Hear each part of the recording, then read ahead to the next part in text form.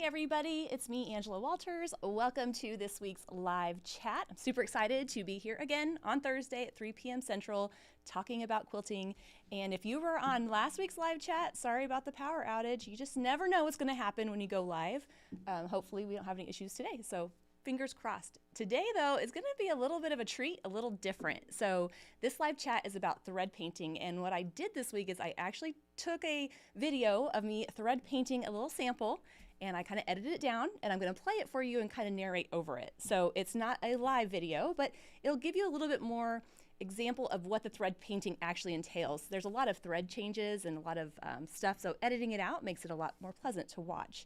So I'm going to show you that, again, fingers and toes crossed, we don't have any technical difficulties, and then I'll show you some more examples of thread painting, and then I'll answer your questions live. So if you're watching this live and you have any questions, be sure to type them out in the chat. Jessica's here writing them down for me so I can make sure that when you're done, you know what you need to know to be comfortable with thread painting. Now, thread painting is one of those techniques that's kind of fun and it's artsy and it sounds really fancy, but really we're just scribbling with thread, that's it. And I'm going to kind of break it down and give you a formula to follow so that if you're hesitant and you don't know how to get started, this will help you get started. But just like any formula, you can tweak it and change it and do whatever you want. There's no rules. I just know that when you're newer, sometimes you want a rule to follow. So I'll give you some guidelines to think about how to pick thread colors and how to go about the process. But once you get comfortable with it, definitely change it up, get courageous, use all the different thread colors, have a good time with it. So the thing I'm going to be quilting today is this little panel. I'm going to quilt one of this little feather panel right here. I had designed this for a thread painting class, and I have a few of these left. So if you want to try quilting the same thing that I did, you can check out the link in the description box below. Again, this was just leftovers from a class I did, very limited quantity. But if you want to give it a shot, it kind of gives you a guideline to follow. All right, so let's get to the video and get it started. All right, so here's a panel that we're going to be working with, or I'm going to be working with, and I'm going to be quilting in the feather portion. Now, when I'm starting out, since we're going to be putting on so much thread, it's going to be very, very, very, very thread heavy. I'm going to go ahead and stabilize around the outside of my shapes first, because what's going to happen is as I start adding more quilting, it's really going to like suck it all in and might make the edges distorted. So kind of like you would stabilize your quilt before you get quilting, this is going to be very, very similar. But then once I have those sections stabilized, I'm ready to start doing my thread painting. I'm going to take my first color, which is a light turquoise. This is the main color that I'm starting out with. This is kind of like what I pick all my other colors off of. And I'm going to start quilting around the details. So here I'm just going around and around and around. Uh-oh, I froze up. How's it looking on there? There we go. It's a little spazzy. Hopefully it catches up okay. Anyway, I'm going to go around those details. I'm really building up the thread, and I'm not so worried that it's perfect. We're going to add so much thread, it's not even going to matter. So as I'm going and around the details, I'm adding a little bit more to it as well. So if you're using like a panel or you're doing something that's really detailed, you could just go around those, or you can create your own shapes. So by adding just a few other little details in there, I'm going to give myself more areas to fill in on the next step. Now, I was thinking, I wonder if people are going to question how many times they should go around this. I did it about 5 or 6 times, just depends.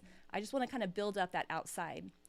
Now, as I'm going, I'm trying to like not go right on top of the spot I'm at, but I do know that the more I add, the more it's going to create that little kind of like almost like a ditch that I'm going to fall into. So we're just going to keep on adding those details. Now, as my computer tries desperately to catch up with me, when I'm done with that first color, so I have my blue, I'm going to get this all done on the inside and outside, and I'm going to add my next color. So as you're watching this happen, the next color I'm going to pick is going to be lighter than the first color, more similar to the color of the fabric, and you'll see it here in a second. And what that's going to do is going to help me blend in the two colors together. If you're quilting along and you're like, I don't know, this is too much, you don't have to do as much the first time around. You can always add more in different layers. I just knew that I really wanted the blue to be like the main element here and really kind of show up. And what's fun about this, it sounds kind of silly, but it's almost mindless, right? You're sitting there, you're quilting, you're adding your colors, it's really fun. So here's the first step, the first set of blue, and then now it's time to add the next color. So we can see there the light turquoise glide is what I'm using, and then I opted for a light gray, that's mercury. So I have my main color, and then I picked a lighter color that's more similar to the fabric, but still coordinates with my first color. So then what I'm going to do is I'm quilting just along the lines of my blue. So I'm kind of like adding that next level, but I'm overlapping the two. Overlapping them a little bit allows it to give it that little bit of a blended look and helps kind of fill in any gaps that I might have missed the first time around. And this is again where I can add more details. So I might add some pebbles to fill in. I might add some other shapes. This is really great place to practice or kind of experiment because the thread's going to blend in so much it's not going to stand out as much as the other colors. So this is going to just kind of help me fill it in. Again, just adding more and more layers. So as you watch this progress, you might think, well, when would I actually want to do this on a quilt? Well, this is not for every single quilt. This is a lot of thread. It's going to be very stiff. It's practically like embroidery, machine embroidery. So this is going to be for those special wall hangings. This is going to be for those quilts that you want to, add a really impactful look. But I am going to show you some examples here in a second, how you can maybe give it a little more of a subtle example with thread painting and not so crazy over the top. Now, I'm doing this on my long arm because it's easier to film and it's a little bit quicker. I could get it done a little bit faster, but you can do this on a sewing machine as well. The key for both of them is to make sure you use a new needle, because as we start layering that thread on top, on top, on top, it's going to get a lot thicker to quilt through. And as I start adding, I'm going to have to go a little bit slower. So you'll notice as we progress through this, my quilting is going to slow down a bit because all that thread is going to be hard to kind of pierce through. Now try not to overthink this. I know in any group there are some perfectionists, and I'm assuming there's some of you out there that are thinking, I need to know what it looks like before I start. You're not really going to know. It's just going to kind of develop, and I know that sounds scary, so that's why it's great to practice maybe on a smaller quilt or a littler piece, but just try to enjoy the process, right? Once you have that first set of guidelines, that first thread thrown down, all we're doing here is just kind of adding the next level, and just kind of building off of that. If you weren't sure that some threads were going to work, if you're not sure if it's too dark or too light, just always err on the light side. It's a lot easier to build up a thread color by adding more of it than it is, well, you obviously can't make a thread lighter. So if in doubt, pick a lighter thread color.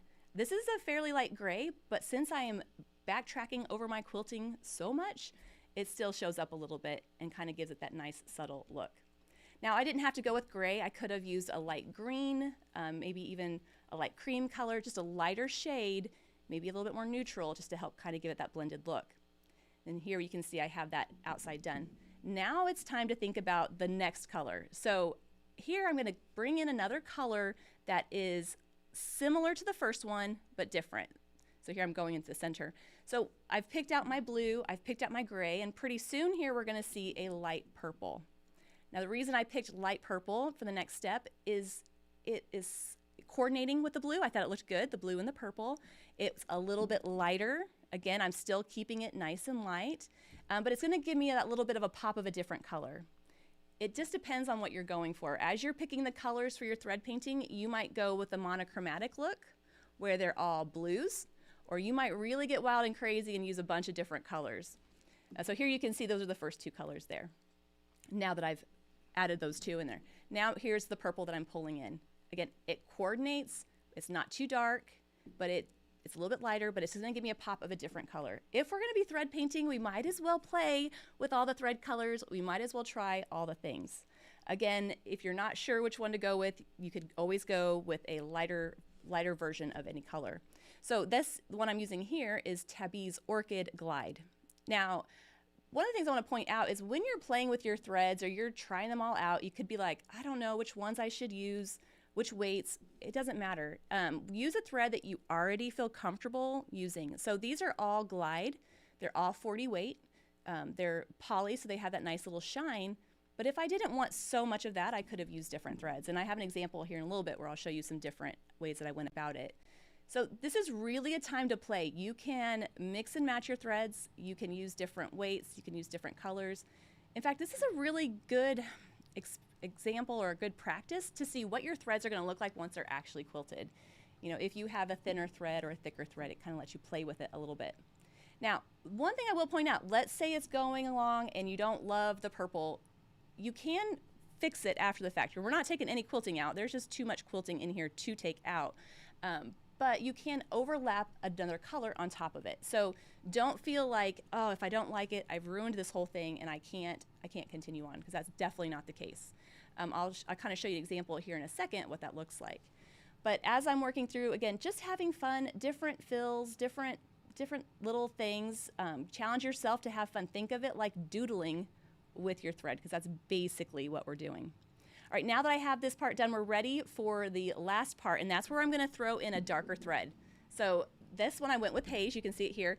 It's a darker purplish blue. It kind of combines the two colors. This is my accent. This is not going to be near as heavy as the blue or the gray. I'm just going to add a little bit of detail in, almost like I'm shading it. So if I think about the petals of this feather, I might go around the outside of it a couple times just to give it that little shaded effect. I might go around some of the details that I've quilted. I'm not really putting this down near as heavy as the other ones, because it's just acting as a pop of contrast in there. And I find that it's scary to do, because once you get to this point, you have this beautiful quilted sample and you're like, I don't want to ruin it. But it really does, just gives it that really neat look, adding a little bit of a pop of a darker color. Now, as you feel more comfortable with this technique and as you practice, I kind of want to encourage you to try some different stuff. Like, I really wanted to do like a metallic gold, or like a shiny kind of gold color, but I didn't have one at home with me, so I was doing this at home. Anyway, again, very light on the details. We're just kind of throwing in that color just to draw attention to particular areas. And that's exactly what that thread's going to do. It's going to draw attention to wherever I put it. So if by the time I'm in this section and I don't love this shape I've quilted, I'm not going to put my darker thread around it. I'm going to use it to highlight the parts of the quilting that I love and that I want to show off. And that means that's going to kind of help hide a little bit of those areas that maybe I'm not a fan of. But you have to know that once it's done and you step back, all you're going to see is this over-the-top, crazy, quilted, colorful piece. You're not going to see the individual pieces as much. So please, please try not to be like overly perfectionistic in this step. And then when you're done, you can see there's that pop of color, that beautiful contrast. But if you think it's too much contrast, if you're like, I don't know, I feel like it's going to take away from anything, get out the very first color you use. So here I'm using the blue, and I'm just going right over the top of that darker purplish blue, and it's just going to kind of mute it a bit. It's going to kind of help blend it in a little bit. So if you find that one color is too dark, just come back and put another color on top of it. I could have even went with that lighter gray and really, like, you know, made that kind of hide. So while I can't get rid of the color altogether, you can definitely kind of highlight or hide it a bit. And so as you're going, and here we'll see in a second the finished piece, but as I'm going, when I'm done and I have my unquilted areas, I'm just kind of leaving those to give a pop of interest to the quilt. I could come back and I could fill in everything, and I'm going to show you examples of both. So sometimes that unquilted area is really going to draw its own attention. So you can kind of play with that a little bit as you're designing your piece. But if I had quilted this and I wanted to add even more, then I could take my other thread colors and fill in. So I don't have a video of this, but just use your imagination with those little petals in the center that are quilted in purple. If I wanted to fill those in with more thread painting, I would do the same thing with that as my starting off color, right? I would pick my purple, and then I would pick a lighter thread, and then a coordinating color that's similar, and then a darker to add a pop of, you know, interest to that area. So as you're laying it down, you can even keep going down that rabbit hole of thread colors and just have a great time with it. So now that we've kind of seen a really quick little rendition of how that goes, I want to show you what that quilted sandwich actually looked like. So here is the finished example. It's about 12.5 inches big. That gives you some kind of scale idea. The whole panel is about 25 inches. But you can see this beautiful thread coloring. I love just the way it blends together. And as you play with it, it's just going to evolve into whatever you want it to become. It's very thread heavy, very dense, but man, it's really going to draw attention to an area, and very pretty. Plus, it's a great way to practice some different designs. Now, let's pretend though you're like, I don't know, like that's a lot of thread painting to do. Maybe you want to work on a quilt and you don't want it to, be a wall hanging, there's different ways that you can use the thread painting technique to highlight areas or to show off things. So let's look at a couple of those. First of all, on the other side of this panel, I wanted so desperately to finish it, but I couldn't quite get it done. Here I've used the same thread. I didn't use two different thread colors. I just layered on top of each other, traveled more in certain areas to give it a little bit of a darker color. So you can see, the more times you go around the quilting, the darker it's going to get. So if I'm pretend I'm working on a quilt and I love this star, I can add just a little bit of extra traveling towards the center to just make it a little bit darker right there, just help kind of draw the eye to that area. Again, no different colors, just traveling on top a couple times to give it more of that detail. And you can see here I've done it with the swirls as well. Pebbles work better because they're naturally travel over each other, but you can do that with any design. I did swirls on both of these sides, adding those a little bit of traveling. We actually saw a little bit of this when we did the Fabulous Feathers challenge, kind of using traveling and layering techniques. It doesn't have to be over the top. And here I just did like my feathers in the purple. This is that orchid color, but adding more traveling just to really make them show up a bit more. So this is if I'm super proud of my feathers and I want to make sure everybody can see them. I might do this. No, I'm only half serious. This would be something I would do if I was working on a very, very busy fabric quilt and I loved what I did and I kind of want to show up a little bit. So adding a couple more travel lines to do that. And here, this is the same technique we just saw where I started with my darker color and then just added my lighter bits. So instead of having a printed panel to go off of, I'm creating my shape, whether I'm quilting a feather, quilting my ribbon candy, and then adding that detail and blending it in. All right. Again, though, what if you don't want to go quite that crazy? Well, you can start using your thread colors to create that painted effect, but there's no layering on top of it. There's no traveling. We're just using multiple thread colors to give it an ombre look. This is great for those of you that have an extensive thread collection like I do. I have all the threads. And it's great because you can kind of give it an ombre effect. It's more subtle. It's not quite as dramatic, but it can still add that really, really cool look. So in here I have my swirl chain. I quilted it in a light kind of minty green. The reason it works is because it's the same value as the background, right? So even though I'm using different colors, they're all this kind of medium color, the same as the background. That's going to help you out there. So then I quilted my little shape, and then I came through and I added my next color. So this one's more of an orange, and I used it to add some echoes, add some designs, and then I came through with my yellow, and then my green. And I could have kept going, but by that time I ran out of time. So you can play with those thread colors and kind of give it that ombre effect. I think this would be so fun to do over a quilt if you had a lot of negative space, and really is a way to highlight different things that you want to show off.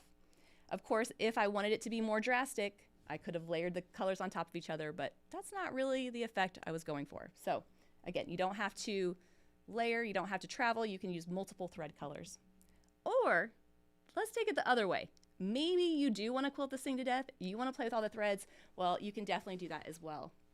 So this is actually a little wall hanging. It's just about this big. It's a picture I printed off my husband took when he was in Utah, and I just loved the different colors and the textures, and I thought this is perfect. I can use this as a guide for all my threads. So now that we kind of know a formula, let's kind of talk through what I did. I started with my orange in this section, right? That was my main color, and then I built off of it. I have my pop of a different color, and it might be hard to see, but I have some gold, I have some yellow, a little bit of peachy coral, and then I came back in with a thread color that blends, and I quilted everything down. So in this example, I don't have any unquilted areas to really draw attention because I just wanted that whole like overall effect to show up. This was probably the most fun I've had with machine quilting in ever. It was so much fun. And so again, in this section, it's a different color. So I have my other color. I came in, I created my sections, and then I came back and filled them in with colors that blend in a little bit more, with my contrasting color. And then this is where I pulled out all my specialty threads. So if you have specialty threads, this is the fun place you can do it. I have metallic, I have glitter, I have all the things on here. But if you are going to work with specialty threads, I would suggest to save them till the end because you don't really want to cover that up. And you're going to have to go nice and slow. It's going to have to be a slow going. Like this right here is gold metallic thread. Isn't that pretty? Just so shiny. And I will tell you, part of the problem is if you're doing something like this, let me see if I can get down here where you can see without messing everything up. it's easy to get distracted as you're quilting because the threads are so shiny and pretty. So this is a great opportunity to play with some of those threads that you might not use on your regular quilt. A little more abstract, but still lots of fun. All right, and then this is one you've probably seen before if you've ever watched any of my live chats. I've done one similar on thread painting. This is one of those national parks panels, and that's kind of where I started diving into this a little bit. Thread painting has been around forever. I love it. I just never have had the time or inclination to try it. And then I finally get a panel like this, and I'm like, oh yeah, this is gonna be fun. Since I already have my design, my fabric there kind of gives me the guide of where to put stuff. Like it's already kind of shaded for me. I just have to kind of throw in some different colors. And so by just getting my different threads, starting with a thread color that kind of blends in, but you can tell by the time I got to this side, I was a little bit more, adventurous. This was a little bit in the beginning. I was a little scared there. But then again, adding that pop, this is actually like a darker kind of greenish gray. It's just gonna kind of add some of those details. Now in this example, I am leaving parts of it unquilted because that's what gives it that beautiful texture. I wanted that kind of pop of that unquilted area. So it really just depends on what you think looks nice. If you want it all quilted down, if you want to leave some texture to just make it really shine. Now, I probably should have led with this, but there's something that you need to know. This is not anything you need any kind of art training for. This is just where you quilt it so that you think it looks good. I don't have a degree in art. I don't have any art training or anything like that, but I do know what I like. So as I'm throwing down some thread or laying down that thread, I can say, ooh, I like that. Or if I don't, I can come back again with that medium thread color that I first picked and go over the top of it. Now, I will say, let's see if I can get it right where I want it to be. When I got to this point, I kind of added, there was like some cool colors. I added a little bit of orange right there. It's kind of hard to tell, but I didn't love it. And again, you cannot point out your mistakes to other people, but I can because that's my job. I'm here to help you out. But I started with this orange color and I didn't like it. And you can't really see it because I picked up this gold and I put the gold right on top of it. So it does peek out a bit, but it did help hide it and I thought it looked fine. So you really can hide a lot of your mistakes. And as you're thread painting or playing around, it doesn't have to be like literal details. If you notice, I kind of stick with abstract looking stuff. I'm not gonna probably thread paint a parrot or anything like that. I mean, I'll never say never, but who knows? But as I'm going through it, if you're working on more landscape kind of panels, think texture, think pops of different color, think doesn't have to be realistic. So as I got to my little, buffalo and I got to my grassy areas, I'm just doing some wavy lines, but I'm coming through every once in a while and adding a pop of texture, adding some different colors, just really, really having a good time with it. I think the thing to remember is it's just basically like finger painting, right? We're just throwing some stuff down, having a good time with it. And when you're done, it's just gonna look really cool and over the top. So now let me come back to my camera. I hope that kind of gave a glimpse into it. It's really hard to say like, this is how you thread paint. I wanna give you the encouragement to know like, you can start playing with your thread colors, start building them on top of each other, and I think you'll find it's really, really fun. And you might find yourself falling down a hole where you're spending a lot of time on one particular quilt, but it is so, so much fun. And I'm guessing there were some questions because I see Jessica over there pulling together all the papers for me. I always know that means I've done a great job or a horrible job. I guess we'll find out. All right, how did I stabilize the fabric? So I'm on my long arm, so I have my quilt loaded as normal. On your sewing machine, you're gonna go ahead and stabilize your quilt sandwich how you normally would. You could use fusible, you could use pins. I will tell you though, like, you're gonna be doing a lot of dense quilting, so take your time, go around those elements like I showed you, kind of like stitching in the ditch, and kind of hold those down so that you can then add your thread. If I was working on that whole panel, like let's say I want to do the whole thing, I would probably go through, stitch down all those seams, and then come back and start filling it in, because it really is gonna suck in that fabric, and it can make it harder to keep it all straight and flat. I don't know if the question came up yet, but I'm gonna go ahead and say this. What happens when you get done and it's not perfectly flat? So that's a very good possibility as we're putting multiple threads and it's really getting thick. If it's gonna be a wall hanging or something you want to lay nice and flat, you can block it. And block it is just where you lay it on the ground or a flat surface, you lightly spray it with water, you kind of get it square and flat and then let it dry that way. I've had quilts that I've quilted in piece that were so bad I've had to put down like a towel and heavy boxes on it to help keep it in spot. So you can definitely get it flat if you need to. What thread am I using in the bobbin? So sorry, I meant to mention that because I know that comes up a lot. Since I'm changing threads so much, I'm using the same color for all of them. This is not necessarily something that's gonna look really pretty on the back. It's gonna be very thready. It's going to be very thread heavy. And so on that particular example, I used a light tan pre-wounds, and so it kind of splits the difference between the dark and the light. So I kept it the same. I usually do, because the front's so fun, I don't worry about the back. And if I'm going to hang out on a wall, nobody will see the back anyway. I was thinking about that when I was quilting, though, and I thought if it really does bother you, you can put a false back on your quilt, quilt it, put another back over it, bind it, and then hang it up, and then nobody will see any of that thread. Am I using all the same weight? I am. So in this example, I'm using those 4 glide colors just because they coordinate beautifully. And if you go to the link in the description box, I have them kind of listed out there for you to see. They're on the product page. But they're all the same weight, but you don't have to. I mean, I want to encourage you, dig out those threads that you haven't used in a long time that you bought because they were shiny, and try them out. So you can definitely have fun with it. But just know, the thicker the thread, the more it's going to show up, right? Just like if it was a point on a pencil, the thicker the point, the more it's going to show up. So if I had this color, but it was in a 80 weight, I know it's not going to look quite as dark as this. So kind of keep that in mind, although you'll find out pretty quickly as you start quilting what's going on and if you like how it looks. All right, when using this much thread, do I have any problems with thread breaking? Yes, I do. And I noticed that a lot as I was trying to go quicker, because I was trying to wrap this up, you know. Yes, so as you get all that thread built up, that needle has to pierce through all that thread and come right back up. And so sometimes you're going to get thread breakage. That's going to happen if you're moving too fast or if your needle's starting to get dull. So go ahead and change your needle at the beginning, and you might possibly have to change it as you're going. I quilted all these things here without changing my needle a second time, but if it's breaking a lot and you can't figure out why else, that would be why.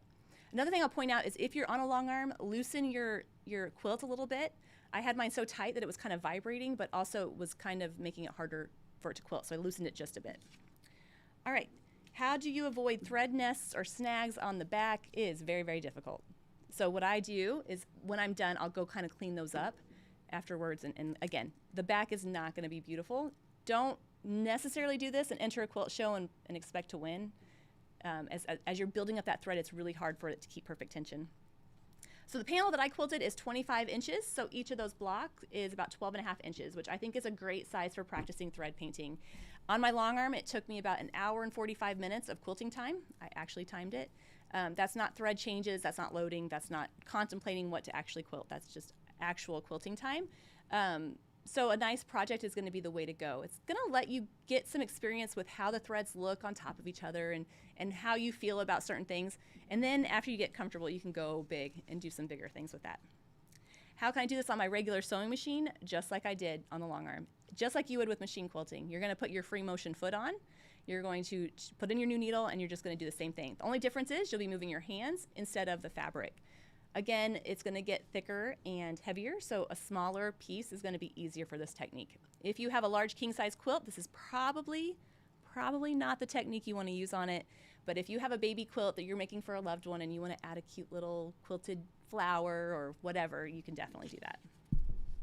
Do I have a tutorial for the chain swirl? Yes, I do. It's in a couple places. I'll try to remember to put a link in it in the description box. It is a tutorial I did separately called The Incredible Swirl, but it's also part of the Swirls Challenge, and we also saw it in Floor and Foliage, so it's been in a few places. The swirl chain is one of those that is like a party trick. Once you get the hang of it, it is really easy, but people are impressed by it. And what is a picture my husband took? So that orange piece that I showed up, it was from Antelope Canyon in Utah. So if you ever see like Bryce Canyon or in those places where it has those beautiful orange kind of colors, that's the picture he took, and I had it printed on fabric. So if you have something like that, even better, something vivid and beautiful, and the colors were already there. I just had to kind of pull inspiration from the fabric. But you don't have to have that particular panel. If you want something like that, look for any kind of bright, bold panel. We're just to play on. Look for anything that has some detail that you can pull out, and then eventually that you love, so you can hang it up and enjoy it. So if you get going with this technique though, and you have any questions, be sure to leave them in the comments, because I get on here from time to time to answer them and make sure that you're having fun with it, or share pictures on social media and tag me on it, because I think you're gonna love this technique. It's a lot of fun when you can just play around with the thread colors. Well, next week I'll be back for another live chat where I'm going to be talking about how to quilt wind and nature's elements, so wind, clouds, water. Spoiler alert, they're all pretty much the same design, but I'll show you some different examples and different things on how to use it. And so hopefully you'll join me for that. Everybody stay safe. Thank you so much for watching this video, this live chat. If you've liked it or any of the videos I put out, I hope you'll give it a thumbs up or subscribe so that you find out about all the future videos. Until then, happy thread painting, machine quilting. Bye everybody.